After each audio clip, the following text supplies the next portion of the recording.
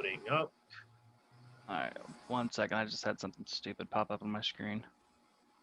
Oh, It's Apple software, of course. Of course.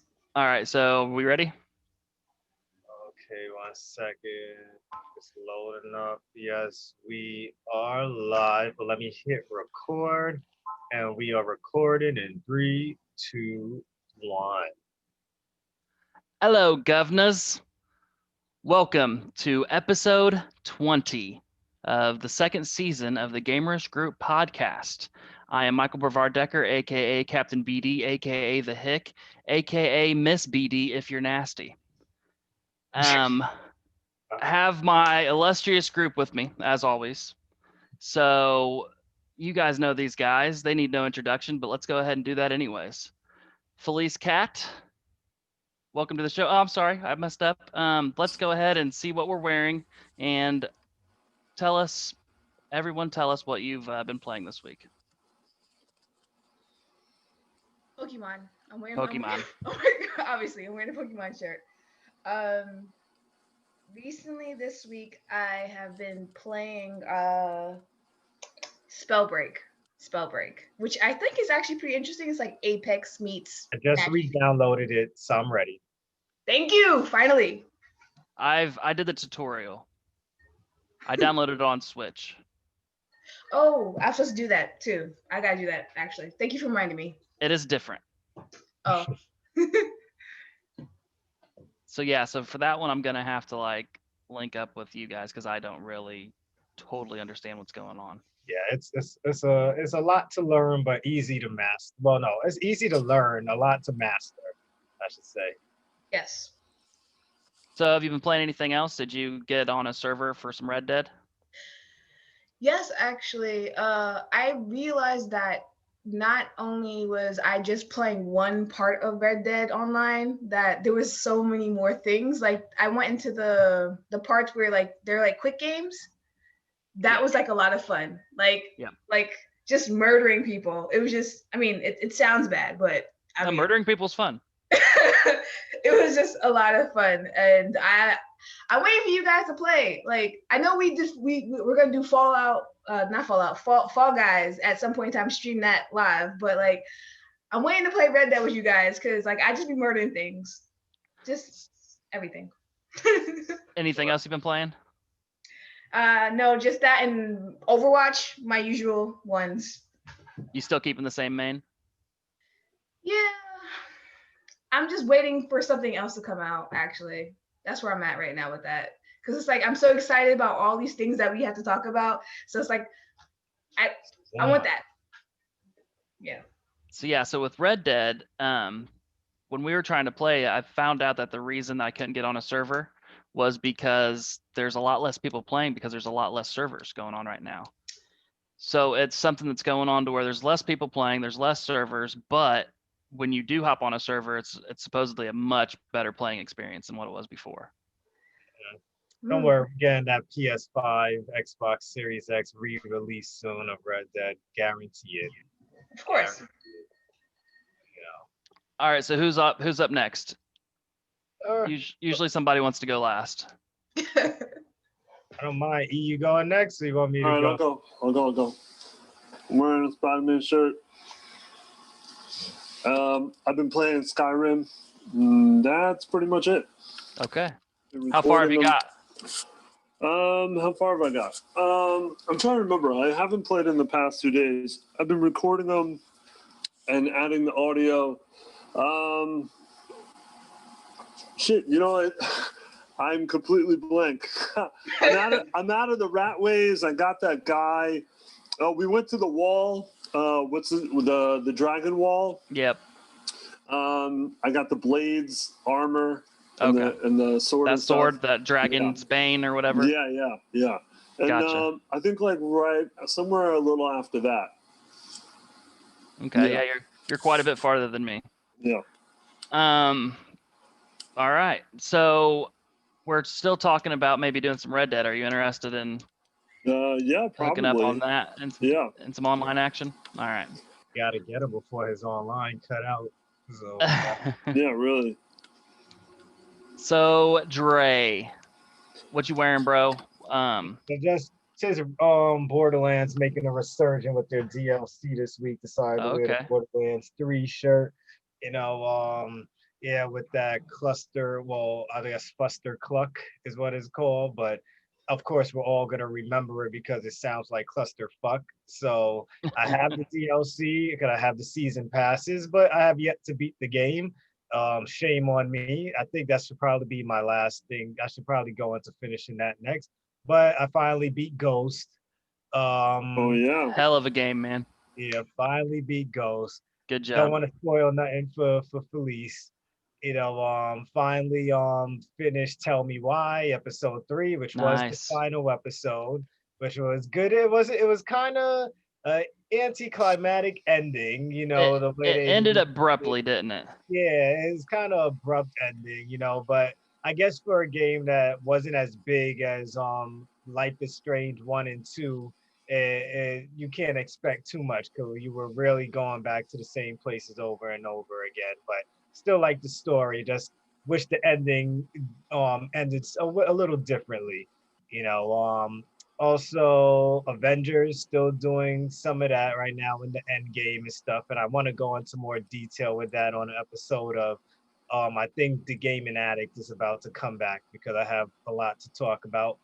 Um, and what other game have I finished something else this week. Oh shit! Well, oh no, I didn't finish. Well, I got more into Kingdoms of Amalur: Re-Reckoning. Does it Uh, look horrible? yeah, it Oh, still looks like the 360 in a way, man. It's like I'm like, man, when I first looked at it, I'm like, man, there's not much. When you go outside, when you're in the beginning, it doesn't look too good. But when you finally go outside and all the colors hit you and things like that, like it's good. And the game is mindless fun. Like it's not an RPG. I feel like I gotta sit there and I'm gonna grow like Ghost of Tsushima where I want to see what's gonna happen next. Like Re-Reckoning is just like, let me just run here, see what I could find, see what I could do. I have no interest to see what happens next in the story. Like Ghost pushed me to, but it's okay, man. It's like a 6.5 to me right now, and I'm remembering Yeesh. why I never finished the game. But this time I'm going to try and finish the game because I bought it for a second time. So I need to finish the fucking game. You know, other than that, and I've been working on since we got that Game Pass on our phones, people at work. I've been playing Halo Reach right now while I'm at work on my lunch breaks right now. So yeah, I got a lot going on. Anybody want to join me during my lunch break? Hit me up. We could play some co-op. Don't mind. All right. Well, I've been playing a whole lot, but I'll go ahead and show you the shirt first. Got the Kind of figured from the Wakanda, top of the neck Very up. yes, nice. Wakanda yes, forever. Very nice. yes. I've played a shit ton of games since the last time I saw you guys. Way too many games. I did beat Tell Me Such Why. thing. I've been playing some Skyrim. I'm playing this game on. I got it from Xbox Gold. It's called Call of Cthulhu. Oh yeah. Dre, have you played that one?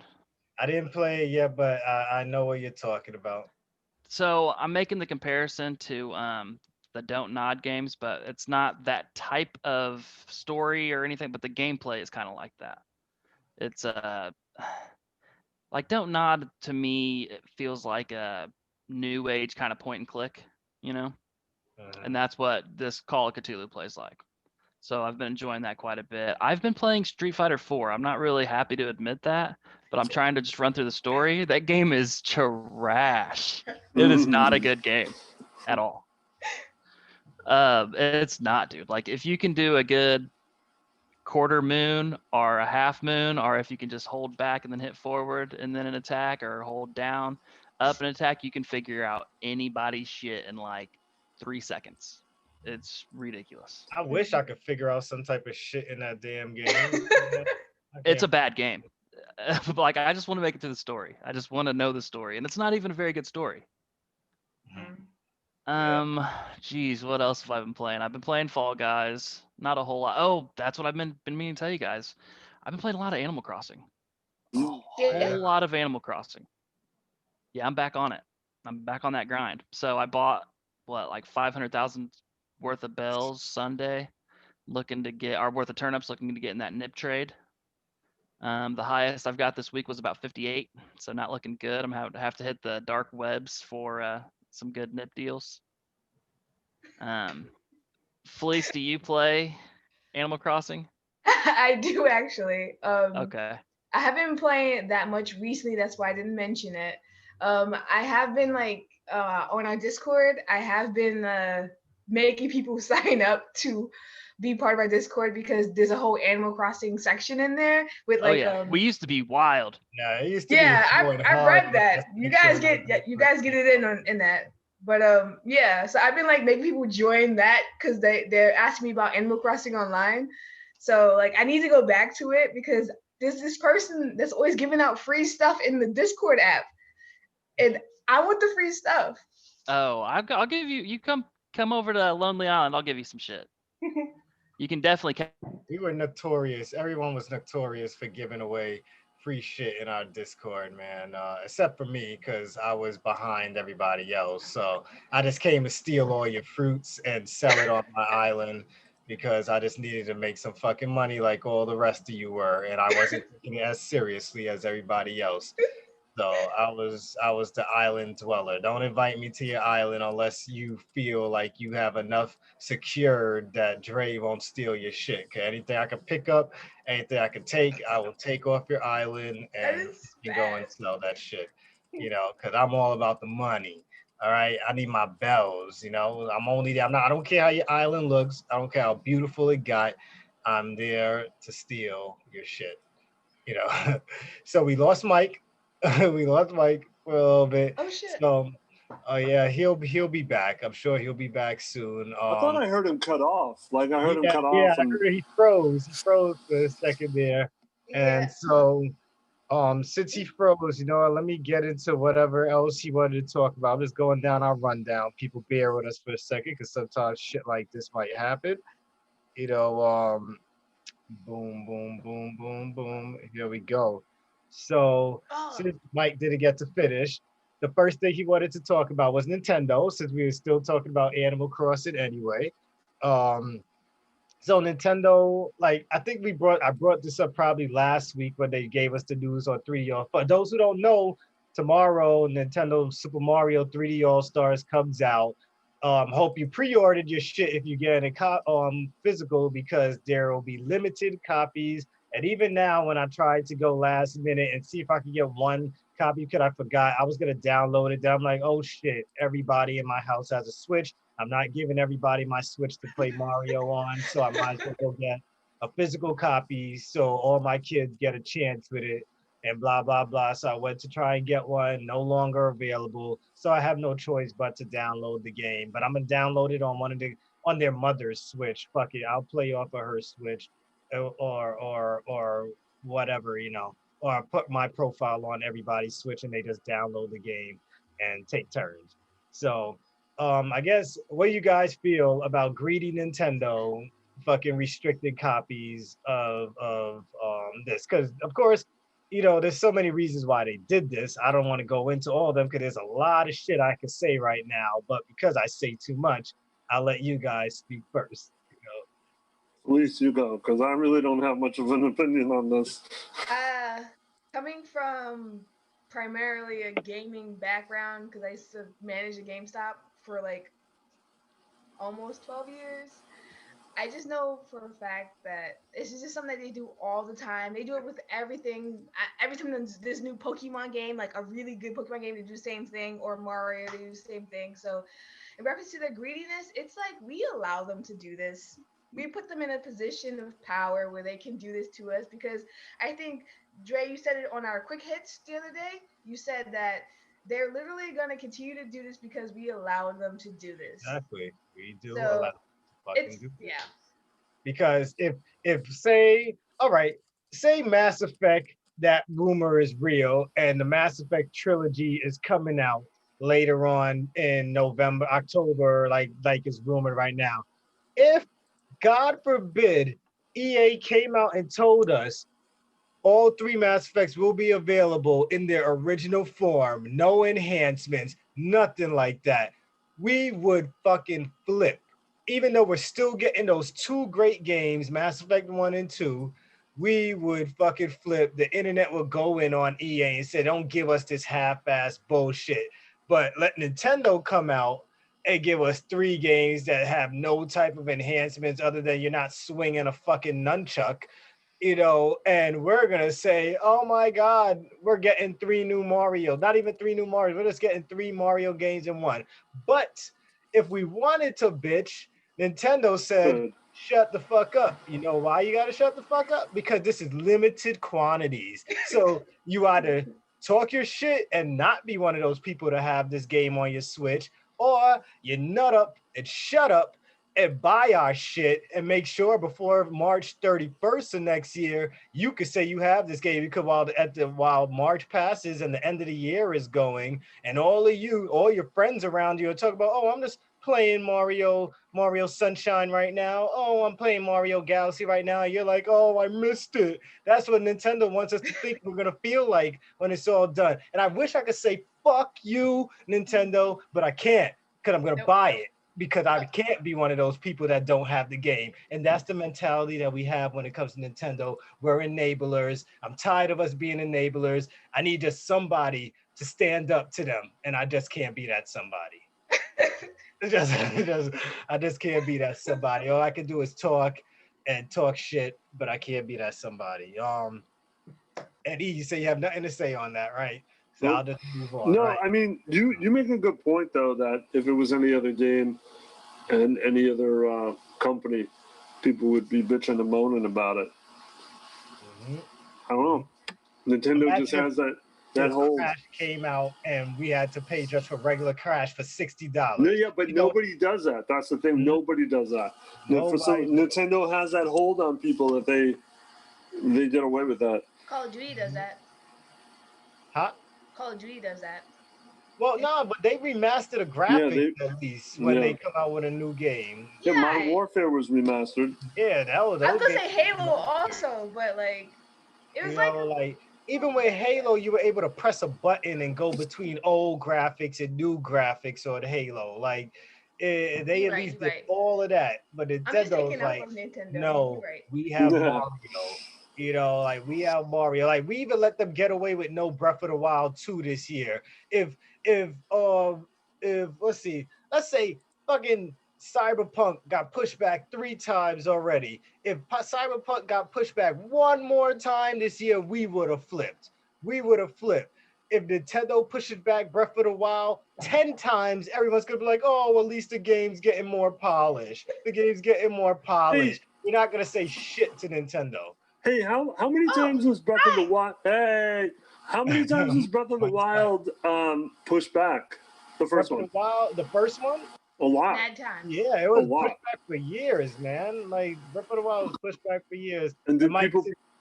No one bitched. Right. No one bitched about it. We let them do it. But if something, like I said, if something like Cyberpunk gets pushed back for a 4th time again, we're gonna bitch about it. If imagine these fucking PS5 pre-orders, we all paid for it, and someone said wait till next year now. It's getting pushed up. We're gonna bitch about it, but let Nintendo tell us wait till next year for your new Switch. Yeah. We ain't gonna say shit. Nope. We ain't gonna say shit. Nintendo is just those guys, we're letting them get away. And for those who don't know, 9 p.m. Walmart is putting up PS5s for pre-orders. So if Felice Cat goes quiet real quick, I told her to hurry up and jump on it. I'm going to jump on it as soon as I get a chance, but I will talk while I'm doing business. Okay, but Cap is back. So as soon as he gets back, he could continue the conversation. But up next, Ubisoft reveals Assassin's Creed and Splinter Cell are getting new games. Not what we thought. They're going to be on Oculus Rift. I'm not Oculus Rift. Oculus Quest or Oculus systems, I should say. I didn't get to see any gameplay for them. I was bitching for like the past 2 weeks for a new Splinter Cell, but obviously I'm not getting the Splinter Cell I thought I was going to be getting. You guys have any thoughts on that? No. Nope. Right, yeah, because we don't got no gameplay or anything. So that's just a quick bit right there. Also, and Mike, are you back? Can you hear us? No, Mike still can't hear us yet, but he'll be back soon. He'll be back soon. But Xbox, for those who don't know, pre-orders, because unlike the fiasco we're dealing with PS5 pre-orders right now, which you guys have one more minute till Walmart goes live with their pre-orders. But Xbox pre-orders will be on the 22nd, Happened. starting at 11 a.m. So those who Oh. are ready to jump on that 11 a.m., I believe that's Tuesday the 22nd, 11 a.m. if you need to pre-order your Series X or Series S. So look out for that, people. Um, let's see. And Mike, I know he said he had some games that are coming out for the next 3 months he wanted us to talk about, but he's having some technical issues right now, so we can't go over that yet. Um, let's see. He also wanted to talk about how, since everybody had these little connects and things like that, how do you guys feel how has this year been different? We didn't have an E3, but we're having all these little press conferences, which is actually giving us more than we would have gotten without E3, if you ask me. So what are your thoughts about, like, have you preferred this year's methods going better without E3, or would you prefer us to just have everything crammed into E3? Since I'm the only one who's still And, yeah, around with the, we're having very um, much technical yeah. difficulties, people, right now. Like Mike is out. Naomi's Felicia's trying to get her left. PS5. So Yeah, yeah. I don't know, man. Like I was thinking about this. Like I think in some ways this is better, because you're right. I don't think we would have gotten this much information. I think it's a positive and a negative. Positive because we are getting a lot more stuff than we'd probably see at E3, but a negative because everything is so stretched out. It's like we're not just getting everything in one shot. It's like some here, and then a month later we'll get more stuff, and then a month later we'll get more stuff, and we've seen some less than spectacular, reveals. Which do you think that would have happened if we had an E3? Like, what was really the wasn't it EA was really disappointing? was it EA or Ubisoft? Well, I thought EA was pretty. I thought Yeah, wasn't their it? shit was lackluster. It was lackluster. It was Would we nothing. really get that at E3 though? Huh? As bad as it was, would we have gotten that at E3? No, I don't think we would have, because at E3 they know it's a fucking spectacle.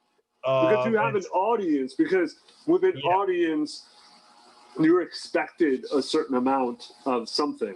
Whereas like there's no immediate response on Zoom, so you don't have to worry about boos or ahs or whatever. yeah, exactly. Yeah, if you had to see the live audience and everything, you have way more pressure on you. So yeah, I like how it's been going this year. I actually, if developers and publishers are gonna do more without E3, then fuck E3 then, Fuck because E3, exactly. yeah, Yeah, fuck, but you know what? That goes for a lot of things. Like, I mean, obviously it doesn't go for movies, but for some other things like, reality shows or things like that, it's like production doesn't really seem to matter, because it's like, so in some ways it's easier to do everything through Zoom than it is to like spend millions of dollars, on this production. so yeah, you're right. So it would have been better. Like, well, I wish these guys were here right now. So, okay, Mike is back, so he could give his opinion. So I got those who are listening on our podcast right now. Like, there's so much going on right now between PS5 pre-orders, internet connections going out. Like, it's me and E are just hanging out. Give you guys full disclosure, so you guys just like, why is just Eric and Dre talking Yo, right? did that sell out already? You said? Yes, yes. So we're trying to get the pre-orders right now. I'm in my cart. I have the $3.99 and $4.99 version in my cart. As soon as I hit checkout, I'm getting. We are sold out. Yes, and I hit the link as soon as 9 o'clock came, but so did a whole bunch of other people. Hold on, wait, Naomi. Try again, girl. I'm getting through. I'm sorry, people. I'm sorry. I'm just letting y'all know. I'm getting through right now. Continue. You know, so yes, Hey, so man, all right, while it's just you and me, let me ask you about that game you were playing. Oh, shit, I forgot the name of it. The same one who does Life is Strange. don't not oh so Yeah, from tell me why. tell me what. So, there were only 3 episodes? Yeah, only 3 episodes. Is that Surprise. normal? Did Life is Strange only 3 episodes? No, all their other stuff is usually 5 episodes. 5 episodes. So it is first time they're doing this, you Weird. know. Yeah, they're doing 3 episodes, but it is a shorter game. It shows when you're in the game that it is shorter. Um Okay. it is a more, I guess they do it because it is a more emotional message, and the game doesn't try and like force force things on you, like force certain aspects. So you like, I thought they were gonna go into more of like how the LGBTQ community gets probably made fun of or tortured. But after like the first episode, they kind of like left that alone. There were some parts where things happened, but they kind of left that all alone. Like there was little things here and there, but and overall the game, it hit its emotional tone. It was actually one of the first ones that happened where I didn't cry. Like don't this is Right, the first right. Dope Nod game that I played that I didn't cry. But yeah, it was still a good journey. It was good to play something different. Well, because you said that this. I'm sorry. Go on, go on. No, go ahead. Yeah, let me I let was me just go gonna into say the because question. you made it sound like this is going to be a game of the year. Yeah, I thought it would be like another Life is Strange, but I changed my opinion now. It's a great game. I No. encourage anybody and everybody to play it. Great storytelling. Everybody that knows me knows I'm all about my damn games, my stories, Are I should say. But are we allowed to spoil it a little bit? um, I don't know how much we want to spoil. I know as long as we don't like get to the ending, because there's not much That's to what I say. want to talk to you about. Yeah, I think we might have to do that in like a spoiler mode, because for All anybody right, that because played, that's yeah, what messed me up. yeah, the ending is something I'm just like, wow, this is exactly how it's gonna end. I Yeah, gotta do this. pops, that messed me up. Yeah, so it was crazy. So, but I don't want to spoil the ending for anybody. But we were just talking about the E3 thing that you brought up about this not getting us not having E3. Was it better for us? Me and E gave our opinions already. So what did you want to say about that? And your opinions was it was not better or it was It better? was better. For me, it Yeah, was better I because thought it was better. I thought it had positives and negatives. Positives because we probably got more than we would have, but negatives because everything was all stretched out. Because they kept cock teasing us for Okay. so long. It was like, here's some, and then a month later, here's more, and then a month later, you know what I mean? So it was all like, not just all in one shot. I think that's pretty much the same for me. Like we got like this trickle effect. It seemed like that Right, that's a good word lasted for it. longer. Like we had news longer, but it wasn't as exciting as like a week of E3 normally is. You know what I mean? Right. So I don't know. How about in the future when we're all allowed to cough in each other's faces again, we can do both a little bit. Yeah, that's what Dre was saying, that it seems like it would probably be better to do it this way now. Yeah, for sure. So one thing that I wanted to talk about is that I don't know if you guys covered this at all, but from the end of the year, there is a ton of games coming out. A ton. And my big question is, what can give Cyberpunk a run for its money? Because what have we been calling Cyberpunk the game of the year of 2020 for what, like 3 years now, probably? So right now, for me, I think okay, it's I'll gonna be start right Game. here. Yeah, I do too. I think everybody does. I mean, CD Projekt Red is just the shit, All right, perfect timing, Felice. So Sorry, Shizzle girl. copy. I tried to. I got to my credit card information, and bam, sold out as soon as I finished putting in my credit card I information. crashed my whole life just now going to that website. Oh God, yes, guys. As I told you guys before, we were all trying to pre-order PS5s while we were talking during the pod. You all would understand, because I'm pretty sure a bunch of you probably paused this shit so you could pre-order your PS5, while we were talking. But we'll keep going now. Rest of the podcast is all us. We're all mouths and we're all Hey, paying attention now. did she get to answer any E3 questions? No.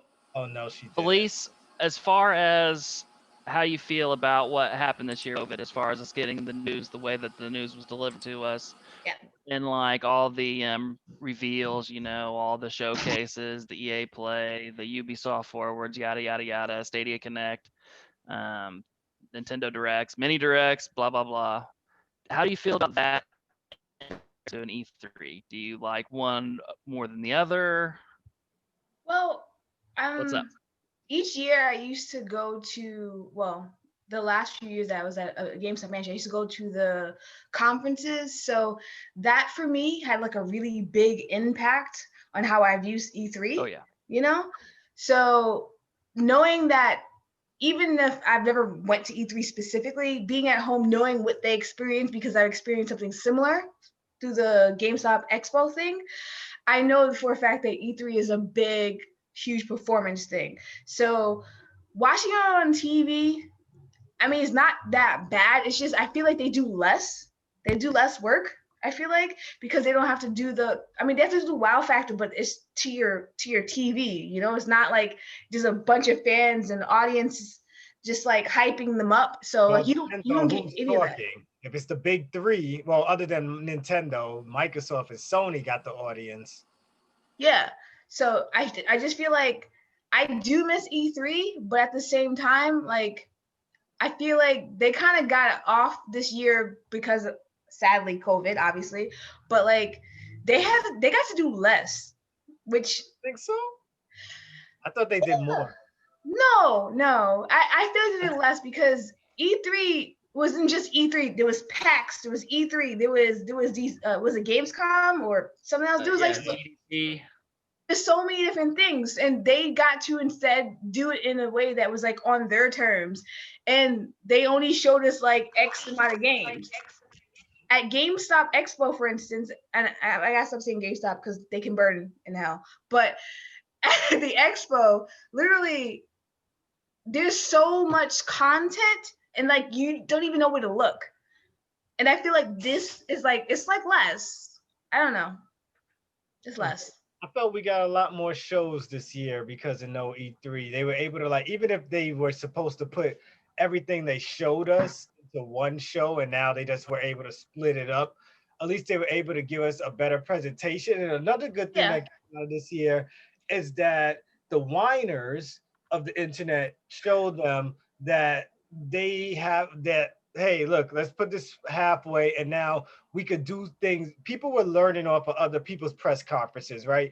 Microsoft came out, showed us a Halo that wasn't finished. Wasn't finished. Not surprising. People shitted on it. Then, and I'm about to, okay, this is about to be a Dre moment. So, Here we go. Off, and they show, what was the last press conference? We saw Prince of Persia, right? Prince of Persia. No. Ubisoft, yep. Yeah, they learned what happened to Microsoft. Literally at the bottom of the screen, they told you this is pre-alpha footage. Literally said what happened to Microsoft, we don't want to happen to us. The very fucking next day, you people are on the internet talking about that didn't look good. This doesn't look nothing like the original. They're whitewashing the Prince of Persia. Look at his hairstyle compared to the last game. So you're going to compare finished game of the old generation to an alpha version, alpha, which means they're still going to make a bunch of changes for those of you who don't know. And this goes for Game Informer too, because you guys didn't even talk like they said alpha. You would talk like this game looks fucking different and shit. Like professionals didn't read the bottom of the read. Sometimes people, the fine print is right there. And these are the cues I was looking for, kind of like, oh, I said it. Yes, this does not look good, but I read the bottom. Pre-alpha footage, and that's telling you the game is not finished. It's not in beta form. People expect more later, not now. And you know what's funny too? Because the same one of you that were bitching about that alpha footage are the same ones who didn't say shit when Sony put on that they were showing off Final Fantasy off of a PC. A PC. If that was anybody else, No. other company, you would have said, "Oh, Xbox can't even show off their own stuff on their own console. Oh, now look, Xbox not even showing their real graphics. Let's go ahead and put this shit on the PC." And my Xbox don't got no exclusives. So how this Final Fantasy 16 ain't coming to PC soon? Because it will. It will, guarantee you. So but I digress now. You can continue, Mike. I got my All right. So that's how I felt. I think we're all expressing the same thing, just a little bit differently. It was more of less. I still loved it all. I did too.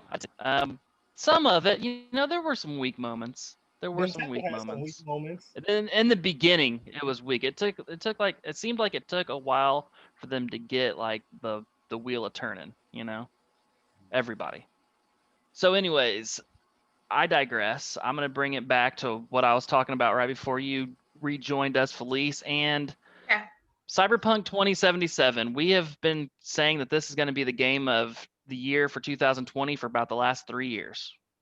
Who that football coach a while back, Dre Green, was like, "You call them the Kings, you go ahead and give them a crown." Yeah. So these guys, we gave these guys a crown. We gave CD Projekt Red a crown, but I'm telling you, I've been looking the last couple of days, and there are a crazy amount of bangers of good games coming out from right now to the end of the year. I mean, an insane amount. And these are just the ones I wrote down.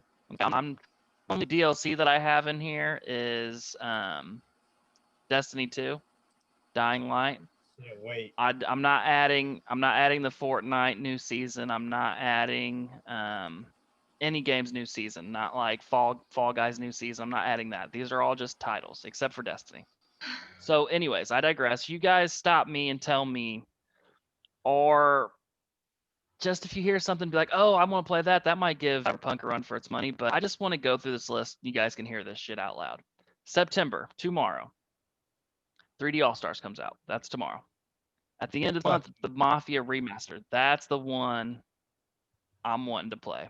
Is the new Mafia. I think that's the sleeper of the year. I think that's the one that could possibly give Cyberpunk a run for its money. You ain't gonna give it a run for its money, but it'll be a good game. Yeah, right. Did you play the first one, Felice? Yeah, actually I did, and I have was it Mafia 2? It's supposed to be. I have Mafia. Mafia 2 was awesome too. Yeah. I have the latest Mafia on my PlayStation for free from GameStop. So I like the whole New Orleans aspect of it. Like, I thought it was really cool, but I don't think it's gonna be like a Game of the Year sort of situation, because it was never a Game of the Year the first time. It's like a cheaper version of Grand Theft Auto, but it's amazing. It's amazing. Okay. It is amazing. It is amazing. Eric, it might get a little bit more love from you. Do you think it could give Cyberpunk a run for its money? You're talking about the remaster of the first one, correct? The remake, actually. It's a remake. It's a master. It's a complete over. They're completely redoing the first Mafia game. It's a different game. What was the Mafia 2 that just recently came out? What was that considered? That was a remaster. That was a remaster. That was a F. Yes, it was. Okay. That was an F. Yeah. I don't know. Maybe. I mean, I agree with what Felice was saying, that it wasn't really a game of the year to begin with. I don't know if it could really rival Cyberpunk, unless Cyberpunk comes out and is a complete fucking flop and is like horrible, which is not going to happen. I don't really think anything is going to come close to it. Way longer than we talked about Ghosts every fucking pod. Yeah, but you know why? The reason why is because I think every single one of us is going to have a different experience and a different storyline for the most part in this game, and that's one of the reasons why we won't shut the fuck up about it. And that alone is probably going to give it Game of the Year, at least come close to it. Beautiful, just beautiful. This is why I've made this list, because here in a month or so, that's the only game we are going to be talking about. Agreed. So Spelunky 2 is coming out too in September. I didn't play the first one, but I did get some 10s. People love the shit out of Spelunky. Why? But people love Spelunky. Mindless. I understand it. I'll never understand it. It is 2D platformer. Dre, the last one of September is for you. What game's coming out at the end of September? You've been talking about forever. It's a Stadia game. Not Gods and Monsters. Well, not Gods and Monsters. But Stadia. Little D&D. Oh yeah, yes. Fuck. Go ahead and say the name because I'm not getting it right now, man. Baldur's Gate 3. Baldur's Gate. There we go. Yes, that if any other year that would have been a nominee for fucking Game of the Year. That's a great fucking game, man. I can't. Now that you said that shit, I'm like, man. Between that it's end of this month, bro. Yo, between that and Cyberpunk right now, it's. But isn't it the beta coming out the end of this month? Isn't it just the beta? We supposed to get a beta? I don't know. I think the game is dropping at the end of this month. Oh no, the early access. Gods and Monsters, we're getting a beta. We're gonna be able to play, I think, 3 hours of the game, 3 hours worth of content of Baldur's Gate before it releases next year. I think Stadia players get 3 to 4 hours of the game's content, or at least. Oh no, the first 3 chapters, the first 2 to 3 chapters we get. So there's September. Not bad. Not a bad month. Not for the crapshoot 2020's been. It's been great for games. October, Crash 4. Who's going to be playing Crash 4? Anybody? Go. But I'm not sure. Don't My judge. children, to get them into Crash, I guess I'll get it for them. But don't judge. For me, it's not a big deal right now. I thought the game was out already. That's how much of it not a big deal. I thought it was out already, and I've just been ignoring it. The 2 Dimensions looks cool. It does look cool. Star Wars Squadrons is coming in October. For multiplayer purposes and for the story looks all right, and I love story. I'm getting Squad. Well, I have EA Play, so, and at least since I paid for my year on PlayStation, I'll have it on Game Pass, and I'll have it on fucking PlayStation now. So I don't even have to pay for the damn game. I have my 10 hours on each console. I can finish the story one way or another. So, and play online. If the online is huge, Squadrons. Maybe. Maybe. Yeah, man. You could get on there. That's some so I don't want to, Dre, I don't want to do like multiplayer. I want to do more like PvE. Squad and just going and kill people, wrecking freaking missions, Yeah, I don't mind. I don't care. Whatever we do, as long as it's fun while we're doing it. Facts. Felice, you into flying in a galaxy far, far away? Yes, I literally in the future have all of the Star Wars games at this point. So yes. Yes. All right, so the next game is the one I've posted this a while back, and because it popped up on my Facebook feed and I didn't even hear about it, but I watched the video for it and it's awesome. G.I. Joe Blackout. Did anybody watch any videos for that? Eric, I could have. This game speaks to you, Eric. Oh, really? I gotta look it up. No, I don't think I saw anything. I'm already predicting fail. Mario Kart Home Circuit comes out next month. It would be better than a 6.5 that you've been playing. $100 for the game. $99.99 people with one car, which means I have to buy 2 of them because I have 3 kids in my damn house, and not one switch per vehicle. One switch per vehicle. What? I'm not buying 4. I'm not buying 5 because my wife wants to play 2. And I'm buying 2. I have to spend $200 on. I'm about to make my wife give me $100 for. We doing half and half. This is the first time we going half and half on video games. Like, I'm getting it. And for Mark's sake, Mark, we will play this at the bar. Even though I know Mark isn't watching right now because I see you on Steam popping up, fucking your flight simulator and all this other shit keep popping up on my damn screen, Mark. So I know you're not watching live right now, but I forgive you. But I know we said we're gonna set this up at the bar, so I already told Sally we're gonna do this. We're gonna set up a course at the bar, and if there's some way to stream it, I'll probably have to record it on our phones, and we'll show the world how stupid we did, crazy shit we did. What else you got, Mike? All right, so I'm about through this, and actually, guys, I am going to change this up. This isn't anything that's going to actually run for its money, but these are good ass games coming out, nonetheless. Yeah. Hey, I got a quote for you. I don't want to live in a world where Cyberpunk is going to suck. That's. Yeah, me neither.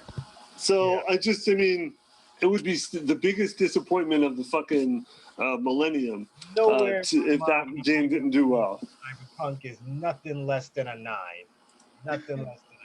It's probably gonna be not be the year. If I was to bet real money on it, I would on Cyberpunk. What was that? What you want to give it? So next, Watch Dogs Legion. Do we give 2 shits about Watch Dogs Legion anymore? Anybody? No, I don't. After that last trailer, like reading about everything they showed us. So they basically showed us everything. The last trailer looked better. In the last Game Informer magazine, they showed us basically everything they spoke about in the last Game Informer magazine. And the reading it was more interesting than seeing it. I'll say that much. Okay. Nobody else gives a shit. Felice. Are you guys even gonna get it? Felice, you're gonna get it? I'm getting it. Okay, Felice, you do give a shit. How do you 1 out of 10, what do you think that game is?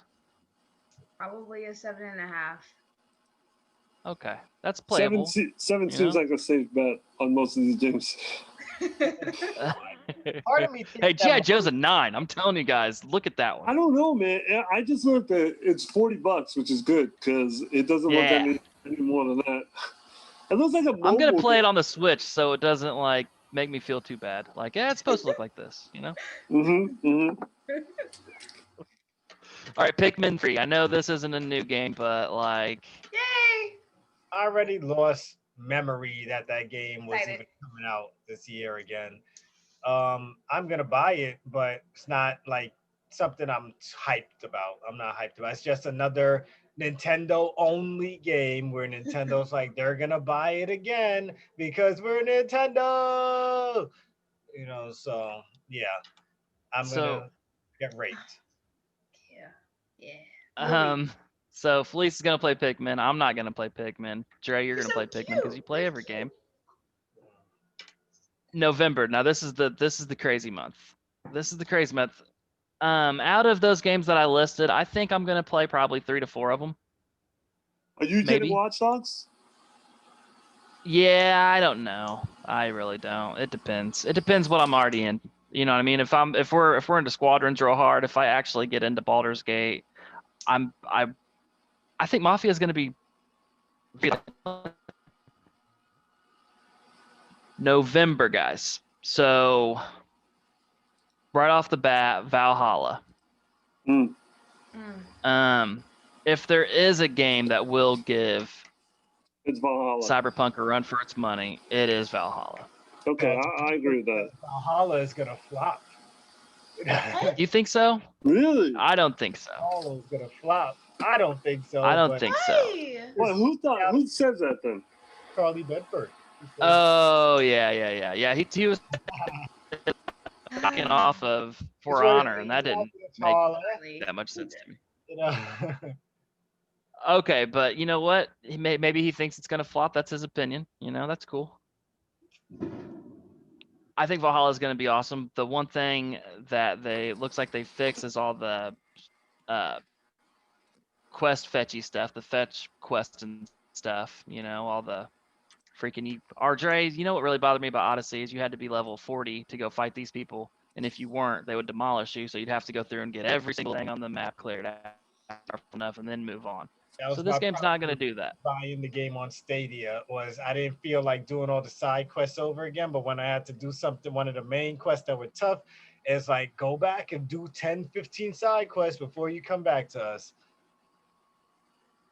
So I Yeah, guess that's one of those games where more content is awesome, but content gives you a lot of fatigue. Like what Ghost did. Ghost did it well with just there's a yeah, lot of stuff on the map, but it was fun. yeah. Next, D2 Beyond Light. What's D2 that? Destiny 2 Beyond Light Oh next. yeah, man. Destiny I'm 2 Beyond waiting Light. for a reason to get back into Destiny. Right now, we've been slacking. We haven't been on Destiny in weeks, but We when haven't that been out, maybe months. yeah, it's been like months, at least 2 months we haven't been on Destiny. But when that shit Felicia, you're a comes, Destiny player, right? I haven't played in a while. I used to play with my two friends from GameStop. last online 3 years ago. I need you to stop. Stop reading my details. This is a stalker. I have it on Xbox too, okay? You don't know my life. But So yeah. I'm gonna invite you to the Gamers Clan. Okay, thank you. I need to be invited. Do you have your Bungie account linked to your PlayStation and Xbox and all that? Yes. Okay. Yes. So I will look you up and we'll definitely get you hooked And up into the clan. it's just Felice Cat. It's on all my platforms. Okay. Yeah, we were playing. We had a nice little click going. Yeah. And after a I miss while, my character. like it all because the thing about Destiny is all about what day of the week you start playing. Because if you play like on a Saturday, knowing that the week is gonna reset on Tuesday, it's like I'm not doing all of this in 3 days. Like, like I'm not doing Right. for the next 3 days. Like after a while, it gets tiring. I was only in Destiny mostly because I wanted to level up my son, who is now getting into it, and which I feel at this point, my son just feels like I'm forcing him to play this fucking game. My son is just like, man, I'm looking at his face. He's playing it. He's beating the levels, but at the same time, he looks like, man, I want to play this shit. Why do I keep doing the same cave over and over and over and over and over? It's just like, man, this ain't Fortnite. Like, I'm not building It shit. is not. So my son is just, I'm trying to see the excitement in his face. He's just not giving me no excitement right now. So I guess I got to go back to playing by myself or with just us. Sounds like All right, so we're in the home stretch. I got 3 games left. I'm trying to run through it. This game surprised me more than any other game, I think, yesterday because it looked awesome and it looked like a hell of a lot of fun. And there's an alpha for the multiplayer this weekend. Already Cold down. War. Already Yep. down. Yep. You could download that. I'm ready. Now, if you didn't know, people, for Cold War, for the multiplayer beta, only on PS4. For those who would think you could play it on your Xbox, but you can't. Friday. You could download it right now and start playing from tomorrow. So I'll probably start playing from tomorrow morning when I wake up, since I wake up and play video games for like 2 hours before I get ready for work. I'm more excited for story than I am for multiplayer when it comes to Call of Yes. Duty games. Yes. I'm all about the story. I don't give a fuck about the multiplayer because I'll play that for like a month and then I won't care anymore. Next game, next man up. But the story, I'm all there for. So my favorite story is the very first Black Ops game. That story was legit with all the little Mason and all the numbers and Reznikov. But what looked cool, man, was this hand-to-hand action. When he threw that grenade in dude's pocket, then pushed him off of him, that was so cold. Cold War. It was legit. I loved it. The little race car going, the little RC car, man, going to that plane. I was like, dude, they're knocking this one out of the park. Right there. I was like, yo, this looks like a straight Fast and Furious scene right here. Yeah. Still cool, man. So E, I know you're definitely going to be getting Cold War, right? Probably. I loved that. That was great. the footage. It reminded me of Sniper Elite. Dre, you mentioned it in the quick take, but yeah, that was like, what is this? The Sniper Elite? It looks exactly like when he shot the bullet in the one guy's head and then went into the other guy's chest. And he was like, I missed. I was like, it didn't look like you missed to me. You look like you blew that dude's brains out. That was awesome. That whole thing was awesome. Mm. So once again, not gonna give Cyberpunk a run for its money, but that game, banger. Looks like a banger. Ah. Miles Maybe on- Morales, guys. Put it- Miles Morales. Hey, The only thing how Miles Morales, long- I think. How long is this game? I've been itching to ask this question. How long does everyone think That's this game exactly. 6 hours. That's what I'm getting at. 6 to 8 hours. No, I think I 10 or 12. I think 10 to 12. I don't know, man. If you don't do the side quest, 6 to 8 Call of hours. Duty game once you Okay, stay- what they're comparing it to that Uncharted stuff. That why can't I think of her name? The two girls' Oh. names. Oh, the side. The two women? Yeah, the Legends are. Legacy. No. Oh man, the Legacy. Yeah, it's something Legacy. I think I love that game. It's Naomi and Oh, that's my it's not name. Alexis. It's Lost Legacy. Lost Legacy. Lost I Legacy. love that game. It's one of my favorite love Uncharted that game. stories that there is. Yes. That one's at least 10 to 12 hours long. And that's what they're saying Yeah. this game is. They're saying it's one of Man, those. I don't It's a believe- But this standalone, one's but open it's world. yeah. Well, if it's open world, then okay, that could be possible. But if it's a linear story, then definitely no. Speed run 6 to 8 hours. Did you Yeah. notice in the gameplay that the open worldness was closer than the actual Spider-Man story? Like the buildings were closer, everything just seemed bigger. Like you were in this. I don't know how to explain it. When you play Spider-Man on PlayStation, on the PS4 Spider-Man, you're swinging through the buildings in the city, and that's what your size looks like. But this, when Miles was on the ground, Yeah, it just everything looked bigger. I get what you mean. They changed the angles.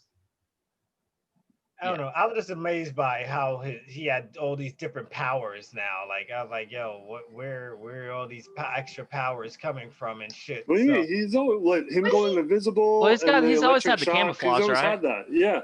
Yeah. Yeah, but like, wasn't he doing like some speed demon type shit, like moving mad fast? I think there's like some yellow shit around him or the enemy. Wasn't he absorbing like the powers from those weapons or whatever? He Well, was it's the electricity. He's got the electric Yeah. shock kind of thing. Yeah. All right. Maybe I just didn't remember But it. he's as fast. He's as fast as OG Spidey. So All right. So I was. So just yeah, like, so from- I'm sorry, Eric. It's not a standalone game for sure, but it's not No. really DLC. It's somewhere in the middle. okay. Like that infamous game. Lost Legacy. Oh yeah, So yeah, it's 6 hours. yeah. And then Immortals, and I don't want to call it Immortals because that game's still Gods and Monsters to me.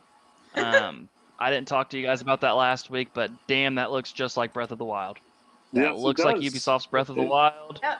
That's Breath of the Wild, and I'm cool with that. I'm cool with playing another Breath of the Wild. It's beautiful. And a Stadia users, we get to play that beta first. Yeah. So that's We good. get our own little island. Add. So we can let you guys know how that beta went after we play it, whenever that is. I can't remember what day that is. Did you and E have anything to say about the presser? Because you guys didn't. Me and Naomi gave our thoughts, but you guys didn't get to say anything about the presser. Anything that impressed you the most, or anything that stood out to you guys? The most hyped I got was at the very end, and they didn't even show any footage. I know, right? God of War. I'm at work and I'm like, God of War. And the girl behind me, she's like, what are you talking about? I'm like, God of War. It's God of War. She's like, Andre, you're too addicted to video games. I'm like, God of War. Shut up. Yeah, Ragnarok. I am wow. That's what excites me more than anything. Yeah, man. That circle. Yeah. That little circle. It made us all hype. What about you, Ian? Anything stand out for you? Well, Spider-Man. I mean, Spider-Man looked amazing. Cold War also. I was very impressed by the Cold War. I'm trying to think what else was there. That God of That War, though, Deathloop, just I think Deathloop looked cool too. The neck My snapping. hype went down on Deathloop after that trailer. Really? My hype went down. It Yeah. was, I yeah. agree.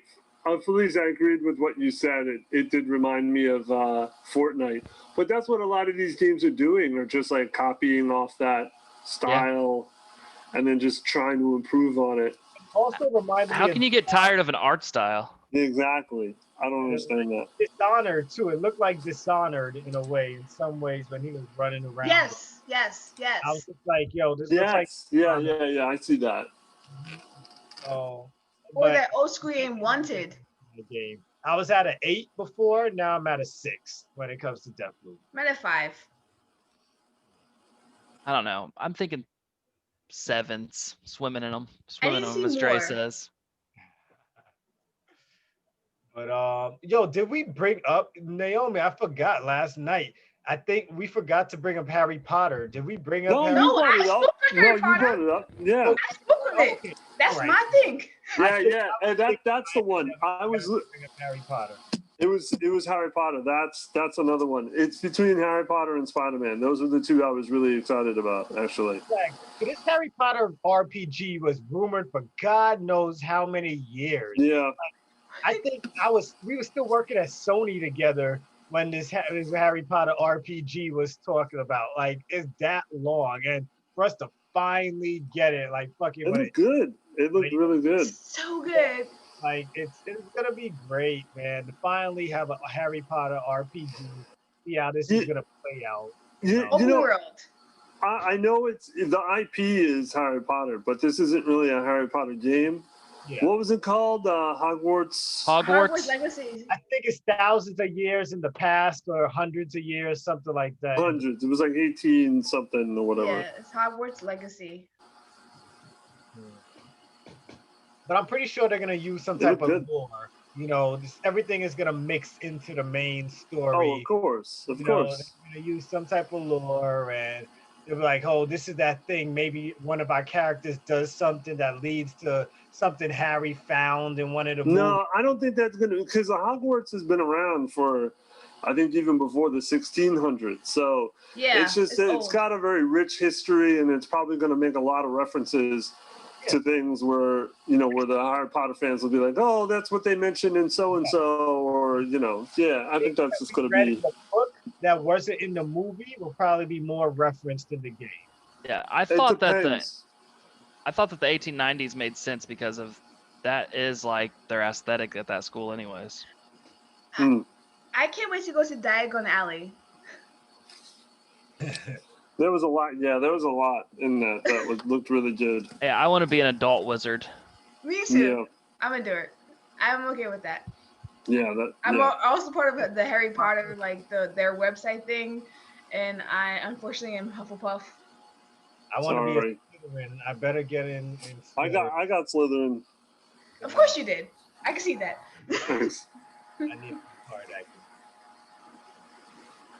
What else you got, Mike? Is that it? That was the last game, was Immortals. That's going to be on December 3rd, and that's where the list cut off at. So, yeah, like I said, it's just crazy because, we went this whole year with delays left and right. I mean, most of these games were supposed to be released in from February to April. So now we have everything coming out in just the next 3 months. It's Christmas. Yeah, exactly. All right. So yeah, that's it, Dre. If you want to hit us with that question.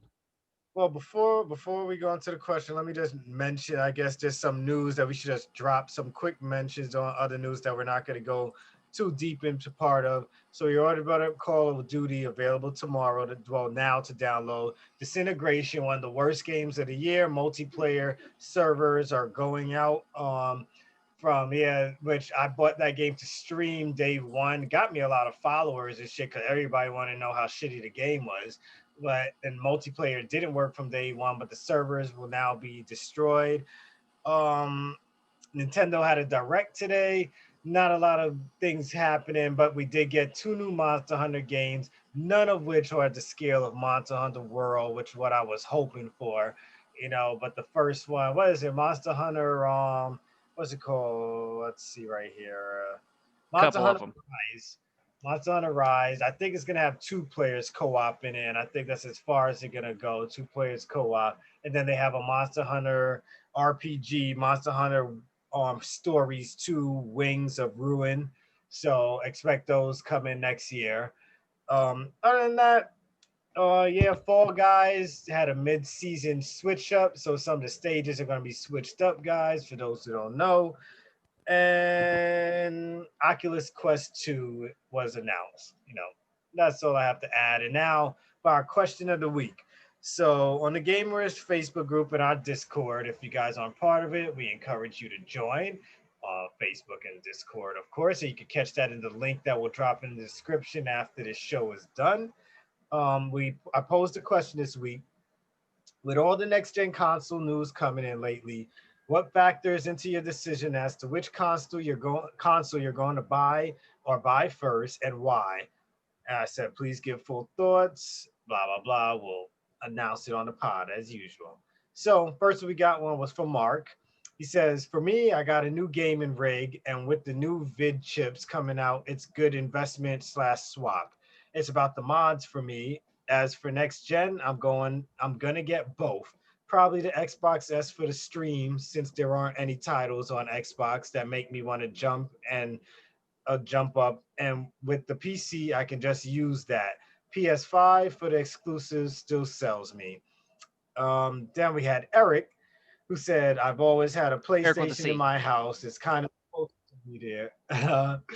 But loyalty aside, it's the exclusives that I love, the full-on games that I have good stories to enjoy on it. Also, he recently bought Game Pass, and the Xbox exclusives will eventually be released on there to play on PC or cloud eventually. Naomi, I'll let you give your own answer when we're done reading these. Charlie said, I ordered an RTX 3080 and I will get both consoles eventually, even though, Charlie, you hate on anybody who talks about them. I'll start with an Xbox Series S for streaming, then get a PS5 when Horizon comes out because that is the only exclusive that interests me. Really upset there is no Resistance game, which I agreed with you. Resistance Fall of Man was one of the greatest games to ever come out on PlayStation, and that needs a remake if they're not going to continue. Resistance 1 and 2, Part 3 was Yeah. Daniel Barrett, or aka who that, let's just say, I look for Yeah, don't flops. say his name. Yeah, I look for flops. I mean teraflops, and then if you get the joke, you get what he did there. Now let me check our Discord. I don't know if anybody else other than Charlie said anything about it on our Discord. But yeah, it was only Charlie. He said the same thing. So yeah, so what are you guys' opinions on that? Felicia, you were in the Facebook. You were in the chat. So I've been saying the same thing. I've been saying the same thing to you guys for the last few days via our own group chat thing. But I'm just gonna be what I said on here just to make it simple. I'm gonna buy both, but the cheaper PS5, since they are both the same specs, sans the disk drive. Obviously, sans obviously means without. This graphics, memory, and all the extra features is why obviously I'm looking forward to that system. I'm curious of how the new controllers feel and how good the sound quality is with the headsets, since I saw Sony boasted recently about about 3D quality in reference to sound quality. you care about how the controllers feel? What? Do you really care about how the controllers feel? A little, because my hands are small. To me, I'm the type of guy is if you played and owned an N64, you could play any. You know what? I don't need your mouth right now. What about the Duke? You're right though in reference to that. But like, I don't know. I've always had this battle between Xbox and PlayStation, depending on what game I'm buying, whether single player or multiplayer, like you said before. the single player, I like that the Sony controller is typically smaller than the Xbox controller because it fits better in my hand. Not this time. I know. Anyway, the rest of my statement was also my favorite new words are teraflops because the guy said teraflops earlier. So I was, I can't wait to play Cyberpunk on that beast, the Xbox specifically, obviously. Also, the smart delivery thing that's happening. It allows the current gen gamers to play that game, well, the games and some others on next Series X without having to pay again. I think that's pretty fucking dope. I want to do that, like not having to pay again for the same games because I have so many games. So that's where I'm at. What about you, E? I'm pretty sure people want to know where you're going because I'm sure. never had your mind made up. Nope. What was the question? No. I'm going with the PS5, but I don't know when, because I'm not buying it at launch. I almost never buy at launch. Not only because I just don't trust launch, but also I don't have the money for launch. What are I don't know, man. Like I used to be, I'm a flip-flopper. I used to be PlayStation, then I was Xbox, and I was back to PlayStation. So I think I'm just going to stick with PlayStation. I mean, I'm still wrestling the fact whether I should do digital or disc, because like you have to weigh out your options with that one. Digital is cheaper, but then you're not going to have whatever, like a Blu-ray player, even though Blu-ray is kind of dead at this point. But yep. I still have Blu-rays, just like we all have old games. I still have DVDs and Blu-rays. I don't know. I think it's definitely going to be PS5. I just don't know when. I could live through you guys, talking about how great it is when it comes out. I respect that. What about you, Mike? What's your factor? So I am an Xbox guy. Well, I was an Xbox guy, but you got to understand when I say that I've also had a PS2, a PS3, and a PS4, and a PS1. So when they were out, not at launch, but through their generations, I've had those as well. So with Xbox 360 was king for me. It was more powerful. I thought the internet was way better, way better. Got his name. Xbox 360 birthed multiplayer gaming. And then I bought an Xbox One at launch, and that was a fail because PlayStation came out with a cheaper and more powerful system. But now I'm playing on an Xbox One X in my launch PS4, and my Xbox One X is beyond powerful when it is compared to the PlayStation 4. Launch, not like if I don't have a Pro or anything. So what I go for is power. For the most part, I play third-party games. I play games that are on both systems. I play games that are not only on both systems, but sometimes they're on Switch, sometimes they're on freaking Stadia too. So I want the most powerful. And I don't know what the hell teraflops even means. There's a lot of these freaking letters that I don't know about, but Xboxes are bigger, They're bigger numbers. And I know that the SSD is more powerful on PlayStation, even though it's a smaller number because Xbox has got a solid state, blah, blah, blah. I don't know what the hell those aren't words for me. I don't understand the language. Xbox has bigger numbers. I'm going to go with Xbox. I also, you guys know that I have a PlayStation pre-ordered already. So I'm going with an Xbox Series X. And that's what I'll be playing Cyberpunk on. That's what I'll be playing my third party shits because I want 4K looking as great as it can at 60 frames per second. And then I'm getting the PlayStation Digital because Xbox was right last generation. We don't need disc drives. For the most part, we all play with digital games right now. They were ahead of their time and they got, busted in the ass for it last time. But this time around, that's what we're going to do. We're going to play digital games. So I'm getting digital on PlayStation. Xbox, the reason that I really want the disc drive, I should have also added is for backwards compatibility. I've got a huge library of Xbox original, Xbox 360 games, and I want to go back and play those. So, yep, that's it. When it comes to me, I guess all you guys fucking know, Dre's buying both. Even when it comes to Cyberpunk, I got my Stadia. I'm playing Cyberpunk on Stadia. I want my Cyberpunk on Stadia so I can play it on my phone, play it on my computer, anywhere I go. So I'm getting Cyberpunk on Stadia so I can play that shit no matter where I am and have that shit on the go all the time. What factors into everything for me is nothing. I want a digital PS5 though because I'm too old to be getting up. There's one thing when you only buy 2 or 3 games a month and you could go switch out those discs because regular people focus on 1 or 2 games at a time. Not me, guys. I fucking buy 6, 7 games a week. I don't have the fucking energy to get up and switch discs for every fucking game I'm playing. Waiting for that. I was waiting for that. Yeah, I don't have time to fucking Got go. kids. Yeah, so I gotta have everything digital. And the only time I buy something on a disc is when I feel it's gonna be a fail. So if I bought your game on a disc, I think your game is a piece of shit, and I'm gonna trade it in the next 2 weeks or so. That's the only time I buy a game on a disc.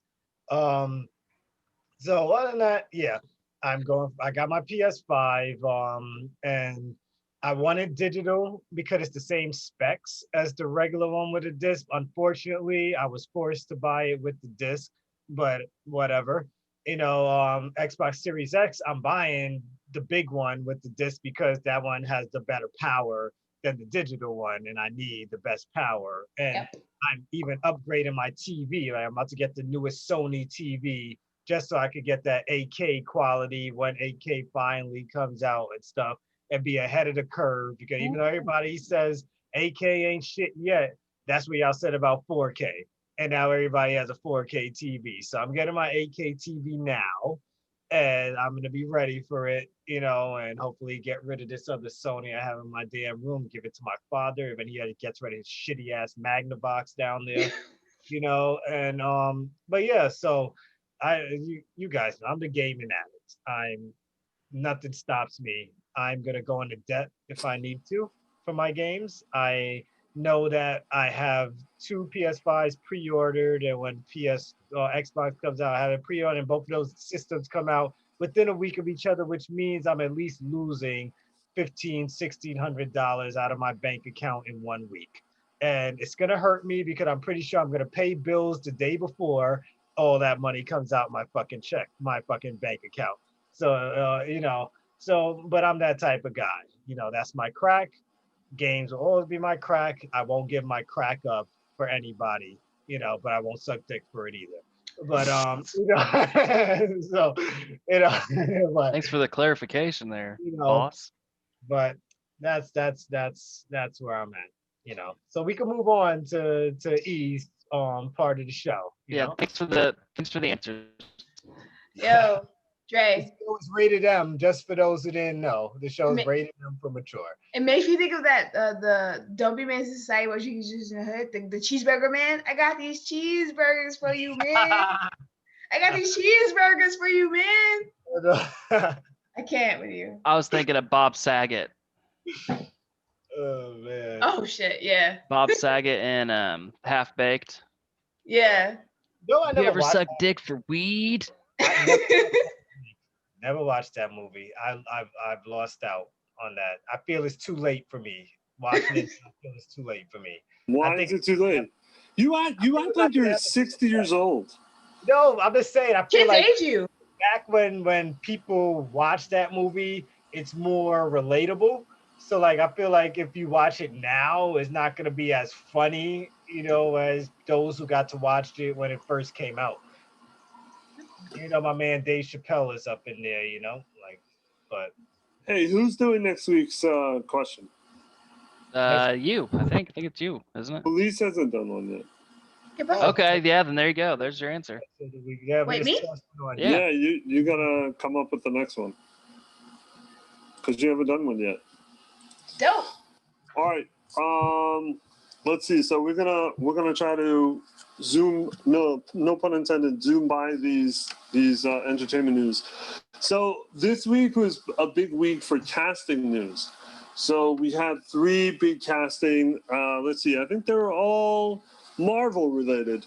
So the first one was Jonathan Majors, who's currently in Lovecraft County. It was casted as Kang the Conqueror for Ant-Man 3. The second one was Olivia Wilde confirms that she's directing a Marvel movie, but she hasn't confirmed that it's Spider-Woman that everyone thinks that's what it's going to be. And the third one was today. I'm going to butcher this woman's name, but Tatiana Maslany landed a role in the She-Hulk TV show for Disney Plus. She is probably famous for being in Orphan Black, and she currently was in an HBO show. So out of these three, what is the most... My biggest question out of these three news is Kang the Conqueror being an Ant-Man.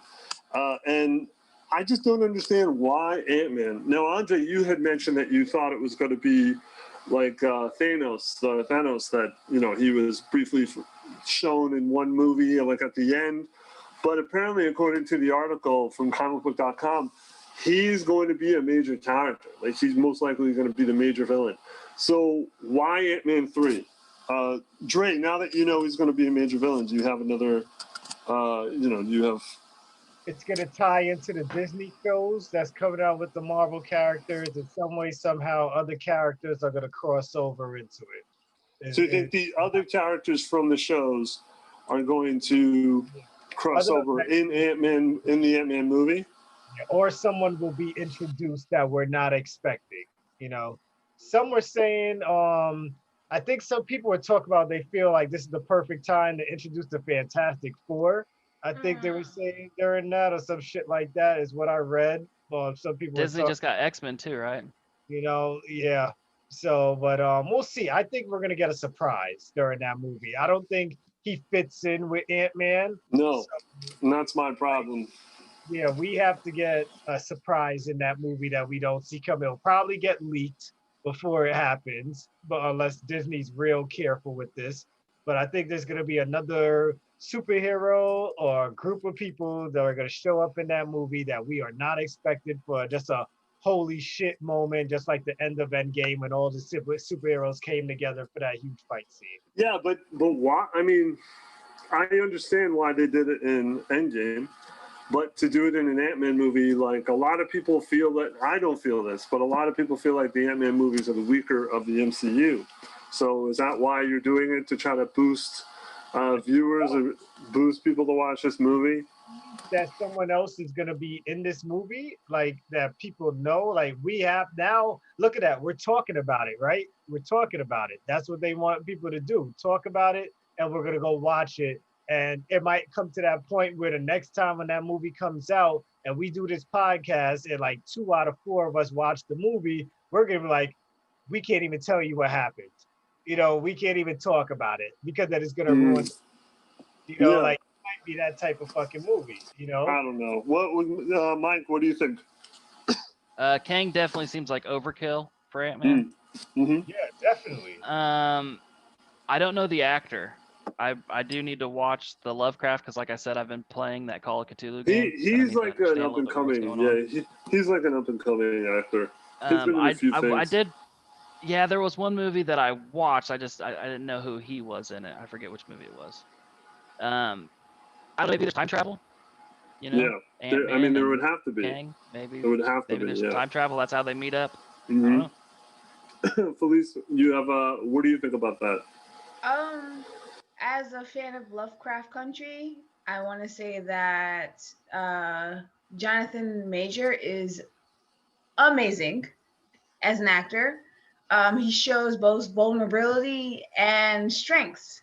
And that's something that Black men, in reference to media and film, they often are ridiculed for. So, or just like, there's always like a pun or a gimmick at the end where they're not allowed to do so. So I feel as if he's an amazing actor, 1. 2, yeah, granted, Kang the Conqueror, like you said, Eric, is overkill, but Paul is basic as fuck. He's funny, but he's like the dude next door. So without Evangeline Lilly, he's like boring. I'm not gonna lie. So wait, as an actor or as a character? I I'm not saying as an actor. I like him in some movies that more than I do as an Ant-Man. But he's got like a quirkiness, like a funny quirkiness, right? That's his thing. Right. Yeah, like kind of like how Hey, Friends Michael Pena is the Before truth, Girls though. was racist.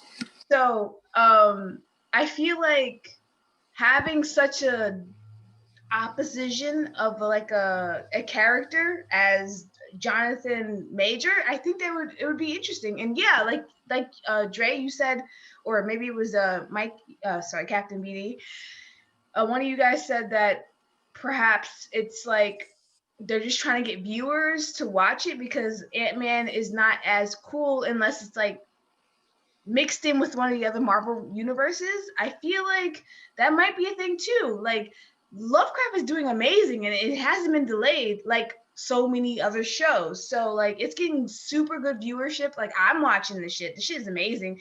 It feels like it's on the tail end of Watchmen. It's got the same fucking fire to it. So like yeah, of course this dude's gonna get roles just like the dude Boyega, whatever the dude's name is, Boyega. Same concept. So yeah, I think that why not? Like why not?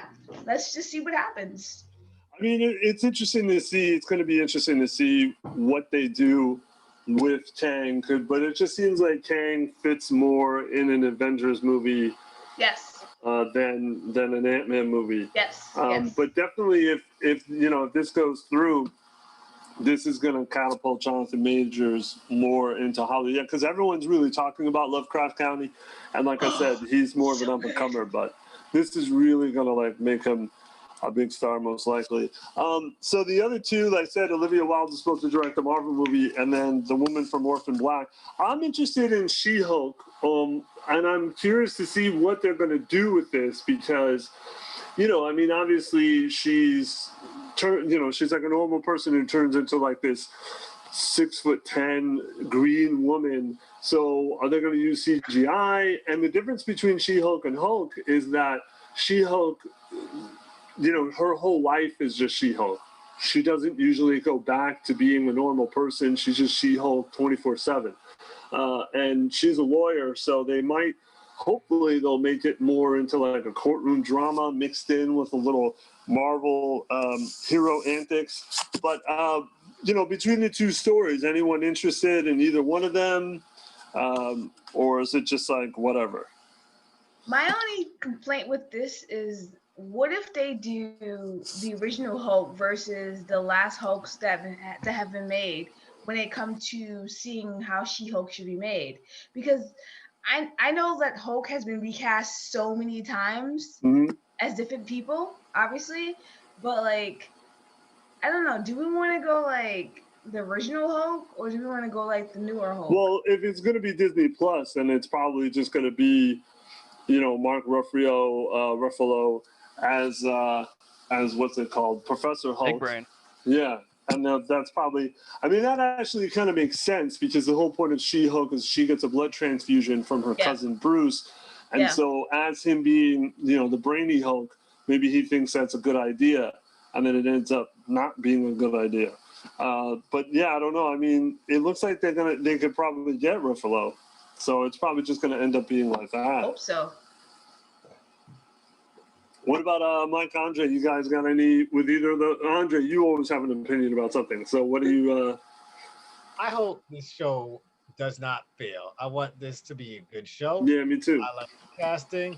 There's a lot of dumb people on the internet who had no idea that She-Hulk existed. For what I read, bunch of people talking about, oh, here's with this feminist crap. Here we go. Bullshit. Disgusting. I'm just like, God damn it. Like, why don't you guys just Google something for once? Like, just Google things for once, and get your fucking facts straight before you fucking go and bitch on the damn internet. But that's the main reason I want this show to be great, because I want the people to know there can be female superheroes out there that are great, not just fucking on Black Widow. She ain't the only one out there. Oh. But I have high hopes for this show. I'm hoping this is good. I'm not thinking anything bad about it. I'm automatically in a positive mood for this show. I can't wait for it to come out. I want to watch it. I'll be watching it from day one, and I'll be ready to talk about it on this podcast. Hey, before Mike, before I get your opinion, I just want to say that She-Hulk, started off as like a Hulk clone, but then in the '80s it became more of a comedic comic, and then when it went into like the early 2000s, it stayed that route. And like I said, she's always She-Hulk 24/7, and she's a lawyer, so she's a lawyer as She-Hulk. So you can only imagine like what kind of storylines they can get out of that. And some of those, I mean, those storylines and those runs are like some of the best and funniest in Marvel history. So I just hope they don't go down the Hulk clone road, and they actually do something that's fun, funny, and interesting. All right, Mike, what do you think about this? So, Captain Cannon, I guess I got questions for you. So, She-Hulk, she's like super horny too, isn't she? Yeah, I mean, Well, she's just like it. a take no shit, rogue, just very leading woman. I don't know how to say I mean, it. Depends. It depends on who's writing it. But for it's Jennifer. It's not It's not like the Hulk where it's a separate personality. It is Jennifer Walters, and she. There's storylines where they pretty much say that being She-Hulk 24/7 gives her the confidence to be who she can't be as Jennifer Walters. So there are some writers who have written that she's, gotten around. I guess I'm coming off the wrong way. I don't mean that she's sleazy or anything like that. What I'm saying is that she is macking these dudes. Yeah. I mean, she definitely has a lot of admirers. Definitely. So yeah, I mean, what's cooler than the Hawk family? Yeah. And again, it's definitely a lot different than Hulk. Just running. I mean, they've made her savage, and I think currently, as far as I remember, she's back to being savage. But I think it would be a waste to just do a Hulk clone. But yeah, the last thing I wanted to talk about was we're at the end of the summer, and this summer blockbuster that we usually get did not happen. And there were a lot of movies that didn't get released, that are either going to get released next year or even beyond next year. So I was looking at something, and we're kind of going to do what Mike did with the games. But some of these movies, I was curious what you thought really like you were looking forward to seeing and surprised, that it's going to be. I mean, some of these are really going to be a pushback. Hold on, So, is there anything in the top? Like Mike, is there anything that you were really looking forward to seeing that just didn't come out? Black Widow. Yeah. Black Widow. Which they're talking about they might push back again right now. Yes. And Dre, you too, Black Widow? Yep. What about Felice? What about you? I have 4. Train to Busan 2, Peninsula. That got pushed back? It keeps getting pushed back. I think they said they're gonna release. They releasing it into the movie theaters, but who's going to the movie theaters? That's like a hot box for like COVID. I'm not going to movie theaters. Right. A Quiet Place 2, the Avatar sequel, the new Star Wars, and Wonder Woman. All right, so Wonder Woman is another one. Let me read off some of these. So obviously, Black Widow is supposed to come out in May. The Saw sequel, Spiral, that was starring what? Went dark. That just went dark. Have you ever heard anything about that? Yeah, it was supposed to come out in May, and now it's getting pushed back to May of next year. I thought that was interesting because that's what I'm saying. Like some of these we know we knew Wonder Woman was supposed to come out. We knew Black Widow was supposed to come out, but some of these like Candyman was supposed to come out. Oh, I forgot about that one. I want to see that one bad. I want to see that. See Candyman.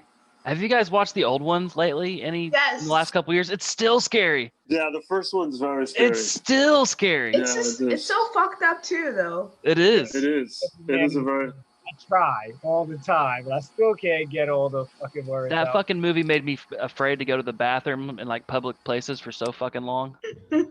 What's interesting though is that movie is really about class and race, and obviously in this day and age, it's much more.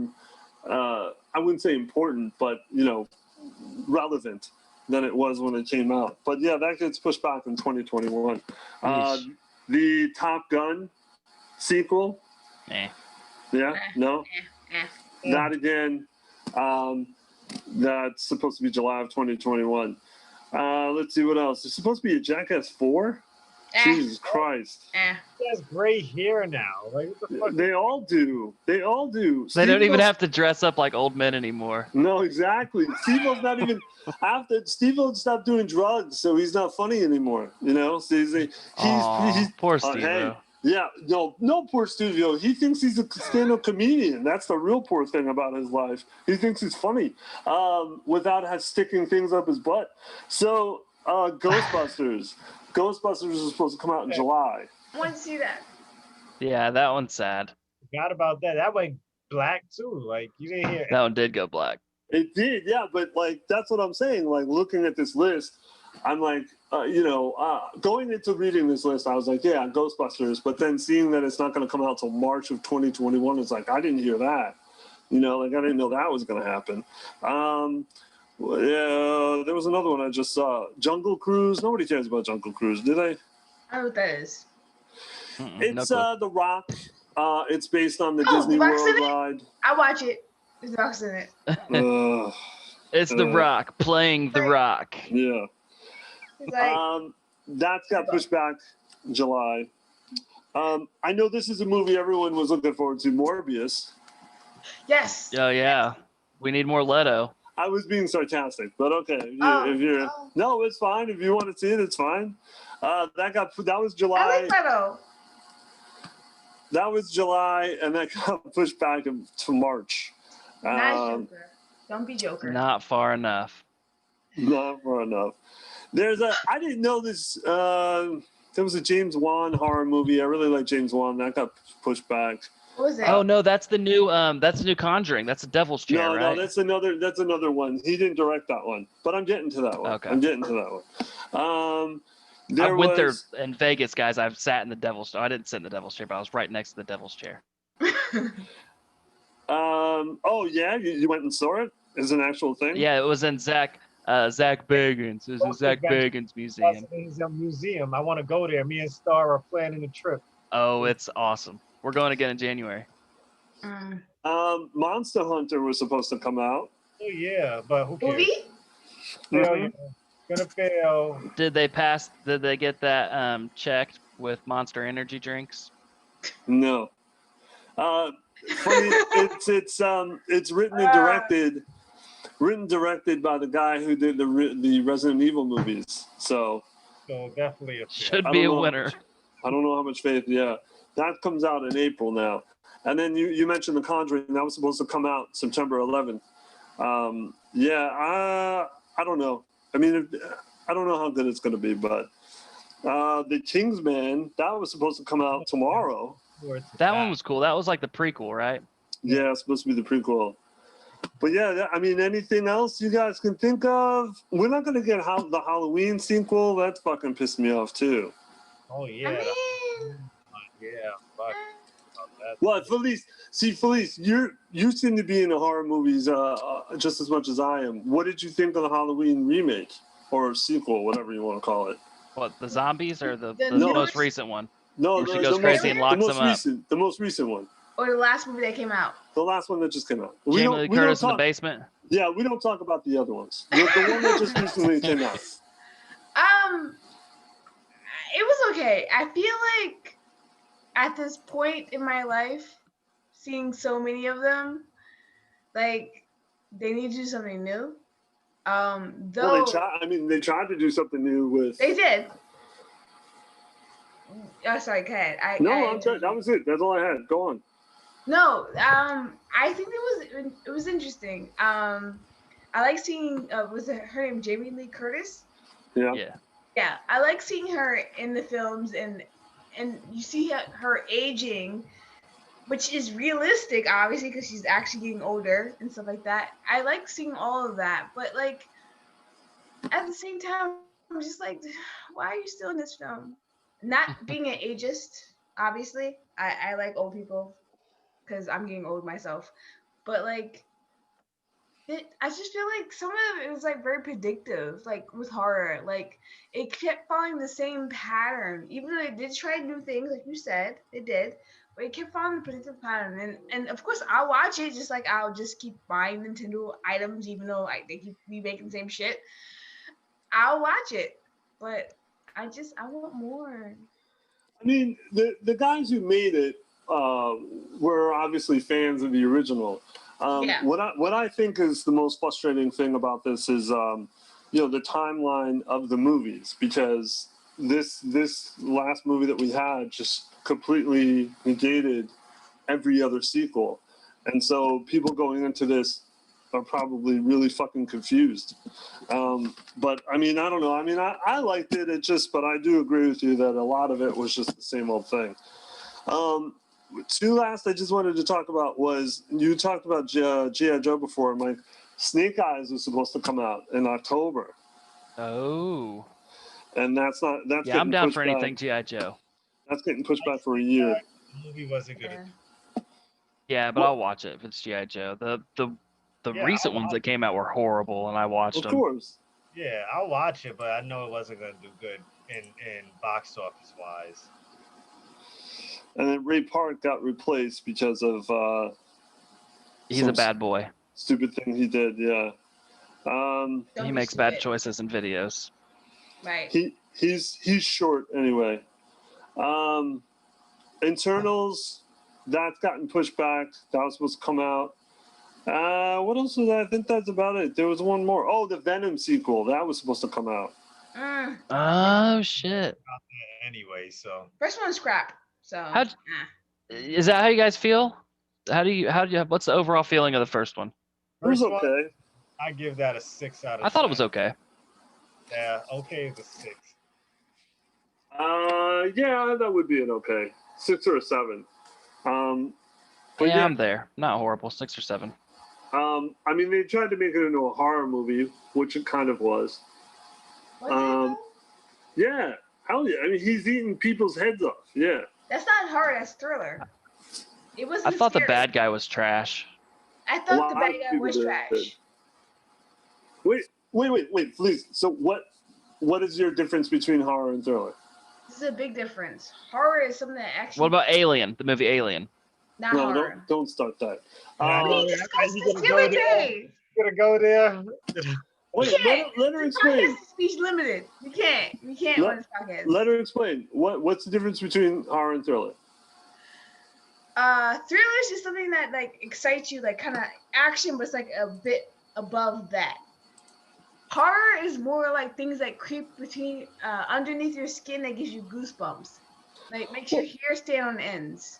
Well, would you agree that the Venom character could be seen in that way? No. Not to anyone? Not to anyone? You mean people who don't know about who Yeah, Venom is. Yeah. Yeah, maybe. But in general, he's not a horror character. I feel like, okay, Morbius is horror then. Yes. Spider-Man be horror, depending on if he's Venom Spider-Man or Spider-Gwen or not him, obviously. Like, no, it's not horror. We've seen so much shit in America at this point that it's like, what are you scared of? I'm not scared of that. I'm more scared of the Call of Duty Cold War fucking gameplay than watching like this movie. Like, I don't know. I'm not. No, I just want to be clear. I'm not disagreeing with you. He's not. He's not necessarily a horror character, but you have to remember he's not a part of, at least for right now, he's not a part of the Spider-Man universe.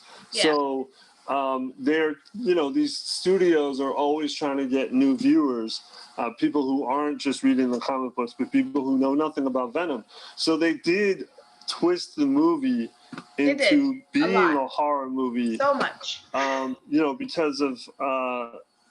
Because again, like they don't have they're always trying to get people who aren't comic book fans. It's Viewership.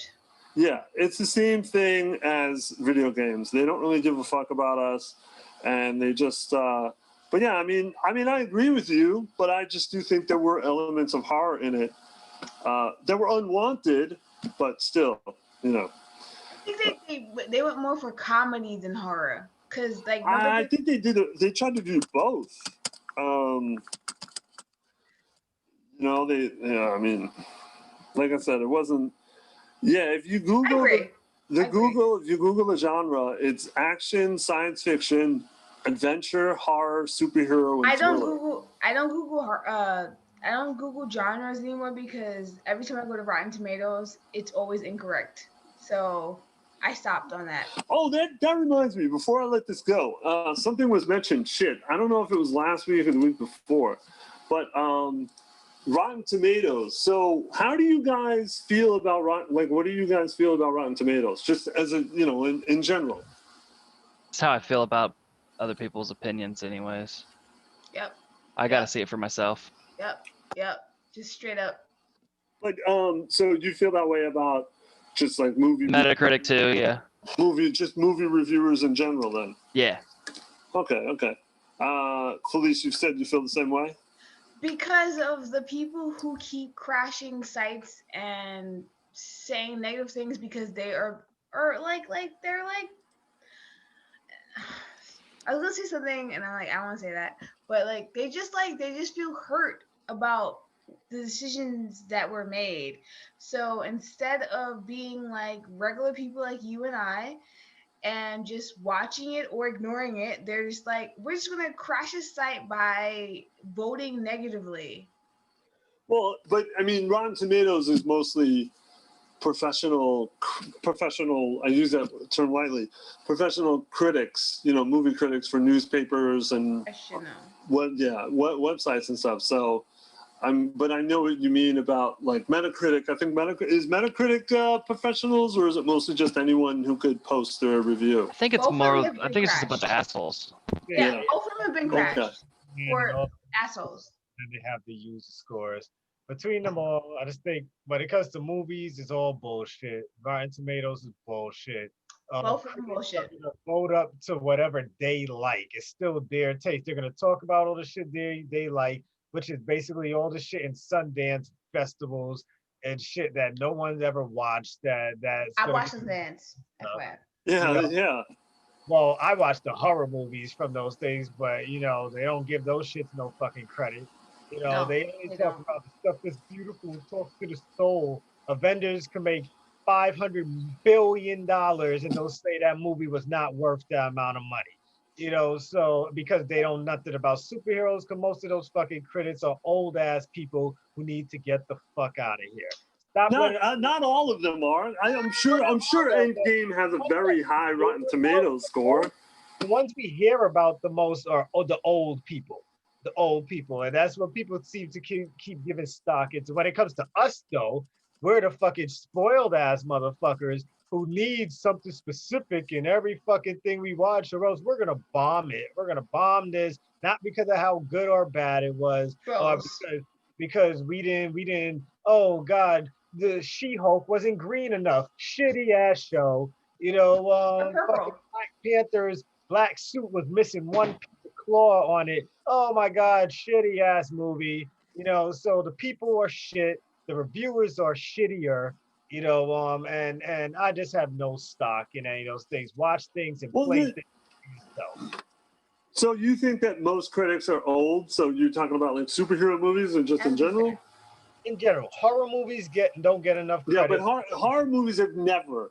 So you can't blame age, because even in the 70s and the 80s, horror movies never got. So you talk about something like the Academy Awards. A genre movie will almost never win Best Picture. When you have something like Silence of the Lambs, that's a fluke. Not a fluke, but it's an anomaly. Like horror movies, comedies especially, they almost will never win Best Picture.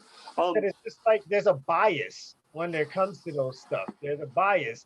And it's Yeah, like, but it's elite. It's an elitism. I don't really think that equals age. That is true. That's true. Elitism spans the board. It's just like what you're saying about She-Hulk being too green or not green enough, or Black Panther being a black superhero. Like that all comes from being elite. The elitism. I mean, look, Endgame got 94% on Rotten Tomatoes. So not every movie critic is 90 years old. But I mean, I agree with you with the horror. Genre movies have always been shitted on, though. Always. I just feel like when it comes to most of the shit, people just love to follow the crowd. They see something that most of their cohorts did in the past. Oh man, this guy, he's really respected. He never gave this type of movie a good grade. If I go ahead and do it, how could I get respected? Then we have people like us who go on and they want to follow the fucking crowd. Oh, let me hear what everyone else is saying about the movie. You know what? Yeah, let me just jump on that bandwagon. I can't be different. I can have my own opinion. So if they say the movie's shitty, if 100 people say a movie is shitty, the movie must be shitty. Because 100. Yeah, but usually it is shitty though. I'm not saying Rotten Tomatoes doesn't always get it right, because there's plenty of rotten movies. Well, let me rephrase that. Critics don't always get it right. There's plenty of movies that are rotten that people love. I mean, I think Step Brothers is like one of the more famous rotten movies. I hate that everyone loves it. But I love Step Brothers. Why do you hate Will Ferrell? We got to do a pod about that, because I don't understand why you hate Will Ferrell. Movie pods, and I'll tell you this: how much I hate Will Ferrell. The other guys. I hate that movie. It's a great fucking movie. I hate that movie. And it's not because of Will Ferrell. Paper bitch. I hate that movie. See, on Rotten Tomatoes, Step Brothers is 55%. But, I mean, most people that I know love that fucking movie, or at least find it funny. They're not always right. I'm not saying they're always right. But most of the time, when you collect all these critics' opinions, you say 100 people say a movie is shitty. I mean, probably I would say 7 out of 10, it usually is shitty. That's not a great number. That was the purpose of my statement. The purpose of my statement was about people being like having a theory, or not theory, having a stance that they wanted to protest about, and then like voting negatively on a movie and not even giving the chance. Because there's actually a lot of horror films that have got awards for, despite your earlier statement. There's a lot of just obviously like The Exorcist, for instance, like Get Out. Obviously, yeah, I mean, but that's that, like I Silence said, of the Lamb. Yeah, I mentioned Silence of the Lambs. Yeah, but it's few and far between, and I think Get Out is another conversation, because they've always said that Oscar voters are too old and too white and too men. To LA. And that I think Get Out is a great example of how the tide is turning slowly, very slowly, but it is turning. But Aliens? Still, Thriller. I don't think Aliens. I don't think it. Yeah, but those movies didn't win. They're won awards. Quiet Place. I don't think they won Academy Awards. No, that's harder to fucking win. That's so much harder to win. Count MTV Awards. Oh no! Don't you even put that in the same breath as anything. Don't you even dare. I would never. They have an award. Those Spike TV Awards. These are Grammy nominations. They have a MTV has award for like best shit in a movie. No, they don't. I made that up. But wait, what? Oh, okay. I made that up. Hey, you know what? Like Rosemary Baby, you mentioned Rosemary's Baby. It got nominated for acting, and you'll see that. Like you mentioned, Get Out, and I think Get Out won for best screenplay. And Bram Stoker's Dracula. That's a shit movie. Jaws. Yeah, that movie's it. But those movies will never win. Most of those movies will never win Best Picture. No, they won't. To give Get Out a Best Director or a Best Screenplay, that's their way of saying, a pat on the back. You did great, but you're still not good enough to win Best Picture. That hurts. Mm-hmm. Yeah. I feel like even though 7 out of 10 people say that this movie's shit, like I like a lot of crap movies. I adore a lot of crap movies. Me too. And even though 7 out of 10 people said that's crap, that they don't reflect me. You know what I mean? They don't reflect my opinions and how I feel about some movies. I love it. I don't care what nobody said. Paranormal Activity. Great. I love Paranormal I'm Activity. done with that. I can't. That's I mean, Paranormal Activity, man, but compared to other movies, Hey, the one where those girls are okay. kids, that's a good one. Oh yeah, that was part 2. Oh Get your shit yeah, at me. fucking crazy. Yeah, but I mean, are those movies Winning awards now? No. Are those No. movies? All right, Dre, let me ask you a question. So, Rotten Tomatoes, what do you think the score for the original Paranormal Activity is? I would say because of how hyped it was when it first came out, I'll say 85. If I had to You're take very, very I'm saying close. like 40, 43. No, Saying Dre, 43. Dre is very close. 83%. because That's high. everybody was talking about that movie because everyone thought they put it like it was a true story. Oh, don't like, give me that. Please They stop, did please. put it off like it was a true story. Yeah, but 2 other movies did that before Paranormal Activity, so don't even get there. 2 of the movies. About Blair Witch, and to me, Blair Witch was whack. I didn't. No, do you understand though? Everyone thought Blair Witch was real. Yeah, I know, but I thought it wasn't even that scary. Like I didn't after watching Well, I guess my fault was I watched Paranormal Activity before I ever watched Blair Witch. There you go. That's Paranormal Activity. So after watching Paranormal Activity, I'm like, man, compared to what Mika and his wife went through, you guys ain't go through shit. You know, like so. To me, it was just like, this is what you guys were scared of. This fucking witch. This witch was not what that ghost was. Paranormal Activity. You know, so I'm just saying you got to give this. I understand what you're saying. You're all saying, be your own person and don't worry about Rotten Tomatoes or critics. And I agree with that. I do agree with that. But what I am saying is, they do get some things right. They get a lot of things right, actually. But again, it's not Rotten Tomatoes. It's the critics. Yeah, I think I'm done with my rant. But I think we're up to, so I guess that's the end of the show or the pod. And Mike, I think you're up for, plugs and quotes to send us off in the Never Neverland. Let's get that plug. So plugs, I just want to give shout outs, just to Gamerish Network as a whole. So Felice, thanks for coming on here. Shout out for you and doing what you do week in and week out and bringing what you've brought, especially, upping these members numbers is crazy. So yes, I'm mobile game members. Like to shout out Discord and thou who shall not be named. Who dat Deadhead. Thanks, man. We appreciate what you do. I'm not on Discord enough. I hop in and out, but every time I am in there, it's really clean. Everything looks awesome, and you're on top of it. It's Discord. Our Discord's awesome. Shout out, guys. We're gonna start doing more competitions and shit. Yes. Facebook group. Guys, thanks for giving us an environment that is non-toxic and not hateful. It's just a good place that we can all get together and have meaningful conversations about games, movies, TV shows, board games, just whatever.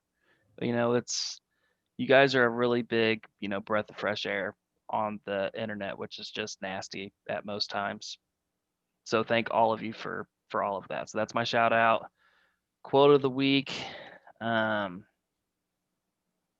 Aliens is a thriller movie. That's not a quote. Okay. The Thing is a thriller movie. That's not a quote either. Okay. A real quote, please. I don't know. Google. No, I'm gonna Google. Derek Jeter is a biracial angel. That's another thought instead of a quote. No, that's a quote from the other guys. Oh, I didn't. I guess I don't know if I watched that movie or not. So. Well, they're in the group and they were like, "You shot Jeter," and he was like, "Jeter's a biracial angel." Okay. I guess people? we'll No. Get Guys, that. watch the other guys. It's a good movie. No, It's not. just I good. watched it, but No, I it's don't not. think I remember quotes. That's weird. Where Well, where they're in the if you circle want- group talking about shooting people. If Yeah, you want to join sure. anything Okay. Gamerish, we'll have the link in the description. Just look down there for future episode. We're on the road to 100 subs, please. If you're not a subscriber, please hit the subscribe button, hit the bell if you enjoy what you hear. Check out all our other content. We appreciate all you do and all the support you guys give us. Peace out. Until next week.